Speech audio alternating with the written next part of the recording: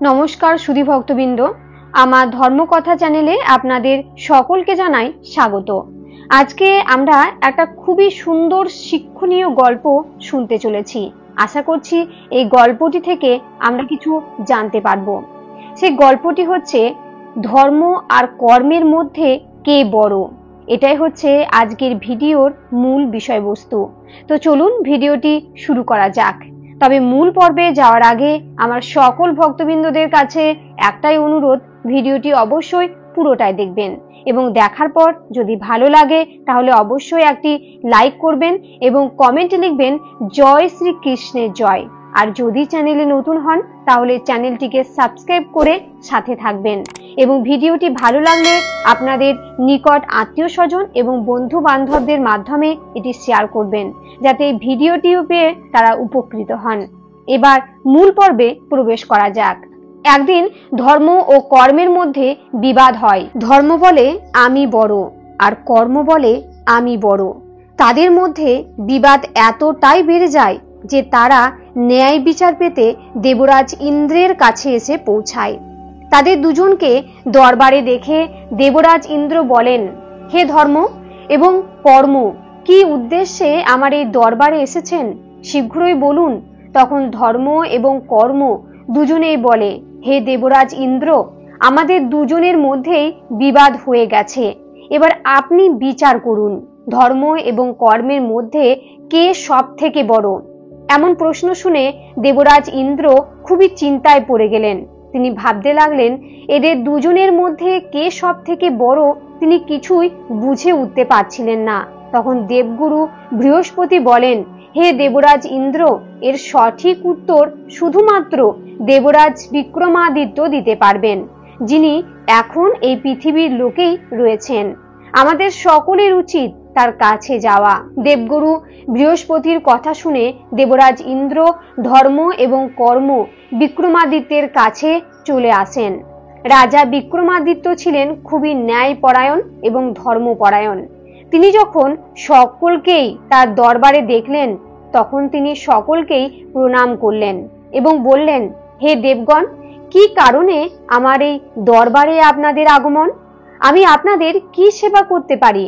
দেবরাজ ইন্দ্র বললেন, হে রাজা, আমি একটি সমস্যার মধ্যে আছি। আপনি বলুন, ধর্ম এবং কর্মের মধ্যে কে সব থেকে বড়? রাজা বিক্রমাদিত্য বললেন, হে দেবগণ, এর উত্তর পেতে আপনাদের আমার সঙ্গে বনে যেতে হবে, তবেই আপনারা এর উত্তর পাবেন।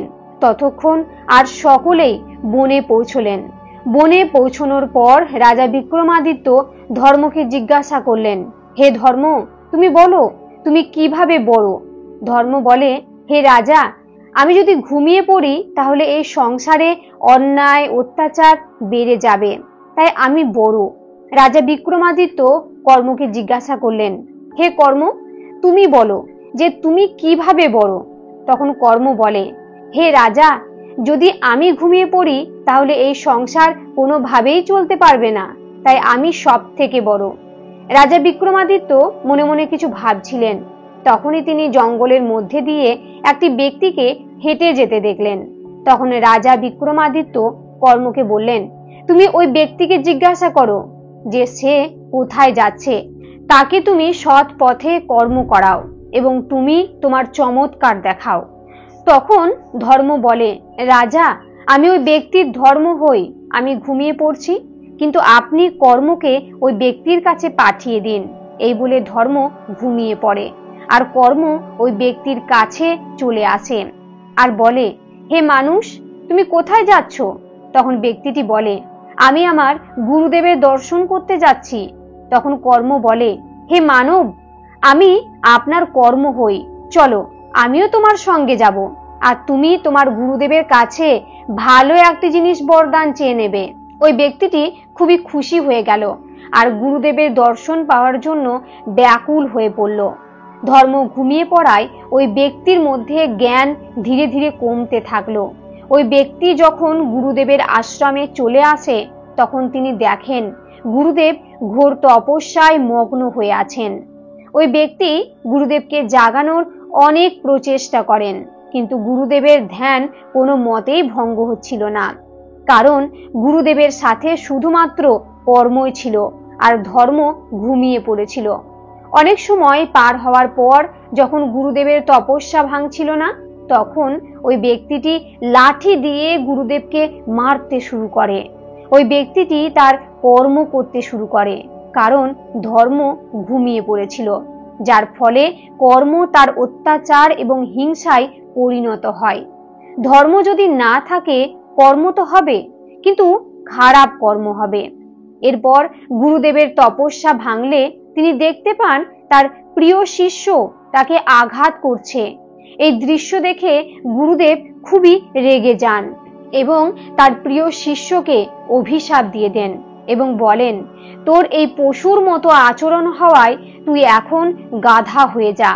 তখন ওই ব্যক্তিটি গাধাতে পরিণত হয়। এরপর রাজা বিক্রমাদিত্য ধর্মকে জাগালেন এবং বললেন, তুমি যাও, তোমার চমৎকার দেখাও। ধর্ম তখনই ওই গুরুদেবের কাছে চলে আসে, যার ফলে গুরুদেবের ধর্মের জ্ঞান হলো। তখন গুরুদেব বুঝতে পারলেন যে তার দ্বারা অনেক বড় ভুল হয়ে গেছে। তখন গুরুদেব বললেন, হে প্রভু, আমি কি করলাম? আমি অজ্ঞানে আমার প্রিয় শিষ্যকে অভিশাপ দিলাম। গাধারূপী ব্যক্তিটি তার বাড়ির কাছে চলে আসে। বাড়িতে এসে তিনি তার স্ত্রীর কাছে চলে যান এবং এরপর তার স্ত্রীর ধর্মের জ্ঞান হওয়ায় তিনি বুঝতে পারলেন যে তার স্বামী বাড়ি আসতে চলেছে। ধর্মের জ্ঞান হওয়ায় আরো বুঝতে পারেন যে গুরুদেব তাকে অভিশাপ দিয়েছেন। কিছুক্ষণ পর ওই গাধারূপী ব্যক্তি তার বাড়িতে ফিরে আসে। এরপর গাধারূপী ব্যক্তি ও তার স্ত্রী গুরুদেবের কাছে চলে আসেন এবং এসে বলেন, গুরুদেব, আমাকে ক্ষমা করে দিন, আপনি আপনার অভিশাপ ফিরিয়ে নিন। তখন গুরুদেব বলেন, হে কন্যা, আমি আমার অভিশাপ ফিরিয়ে নিতে পারি না, কিন্তু এর থেকে মুক্তির উপায় আমি অবশ্যই বলতে পারি। যদি সে দেবরাজ ইন্দ্র এবং দেবগুরু বৃহস্পতির দর্শন করেন, তাহলে অবশ্যই মুক্ত হয়ে যাবে। তখন সেই কন্যা বলে, হে গুরুদেব, আমরা এখন দেবরাজ ইন্দ্র এবং দেবগুরু বৃহস্পতির দর্শন কোথায় পাবো? তখন গুরুদেব তার তপবল দিয়ে দেখলেন এবং বললেন, হে কন্যা, তুমি এখনই রাজা বিক্রমাদিত্যের কাছে যাও, তারা ওখানেই আছেন। ধর্মের প্রভাবে ওই কন্যা এবং গাধারূপী ব্যক্তিটি রাজা বিক্রমাদিত্যের কাছে চলে আসেন। আর যখনই সে দেবরাজ ইন্দ্রের এবং দেবগুরু বৃহস্পতির দর্শন করেন, তখন সেই ব্যক্তিটি গাধা রূপ থেকে মুক্তি পায়। এরপর রাজা বিক্রমাদিত্য বললেন, হে কর্ম, তুমি বড় নও, তুমি বড় তখনই হবে যখন তোমার সঙ্গে ধর্ম হবে, ন্যায় হবে, নীতি হবে। এদের ছাড়া তুমি কখনোই বড় হতে পারবে না। যদি তুমি অন্যায়, অধর্ম, অত্যাচারের সঙ্গে থাকো, তাহলে তুমি ছোটই থাকবে। তাই হে কর্ম, তুমি কখনোই বড় হতে পারবে না। যখন ধর্ম তোমার সঙ্গে থাকবে, তখনই তুমি বড় হবে। এর উত্তর পেয়ে ধর্ম এবং কর্ম দুজনে খুশি হয়ে যান। আজকের এই ভিডিওটি এখানেই শেষ হচ্ছে। এই ভিডিওটি দেখে যদি আপনাদের ভালো লাগে এবং একটু হলেও যদি উপকৃত হন, তাহলে অবশ্যই লাইক, কমেন্ট এবং শেয়ার করবেন। আর চ্যানেলে নতুন হলে চ্যানেলটিকে সাবস্ক্রাইব করে সাথে থাকবেন।